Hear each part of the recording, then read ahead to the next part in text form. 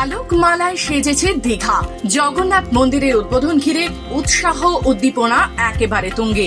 চন্দননগরের আলো সেজেছে মন্দির চত্বর। নিউ দীঘা থেকে ওল্ড দীঘা পর্যটকদের ঢল। যজ্ঞের প্রস্তুতি তুঙ্গে। রাত পোহালেই জগন্নাথ দেবের প্রাণ প্রতিষ্ঠা। জগন্নাথ মন্দিরে আজ দুপুরে ও বিকেলে আসেন মুখ্যমন্ত্রী মমতা বন্দ্যোপাধ্যায়। গোটা এলাকা ঘুরে দেখেন তিনি। মন্দির নির্মাণ কাজে রাজস্থানের 800 কারিগরি যুক্ত হয়েছিলেন। দীঘা জগন্নাথ মন্দিরের প্রবেশের 4টি দরজা তৈরি হয়েছে। সিংহদ্বারে কালো রঙের 34 ফুট লম্বা 18 মুখী অরুণ স্তম্ভ। সিংহদ্বারের বিপরীতে ব্যাঘ্রদ্বার, উত্তরে হস্তিদ্বার, দক্ষিণে অশ্বদ্বার। সিংহদ্বারে ঢুকলে দেখা যাবে জগন্নাথ বিগ্রহ। 3টি দীপস্তম্ভ রয়েছে। ভোগ মণ্ডপে 4টি দরজা রয়েছে। 16টি স্তম্ভের ওপর রয়েছে নাট মন্দির।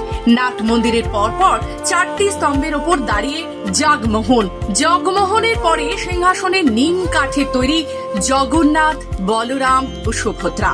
ভোগ মণ্ডপ ও নাট মন্দিরের মাঝে গরুর স্তম্ভ। নাট মন্দিরের দেওয়ালে কালো পাথর দিয়ে তৈরি দশাবতার এবং জগন্নাথের ভোগ রান্নার জন্য আলাদা ভোগশালা তৈরি হয়েছে।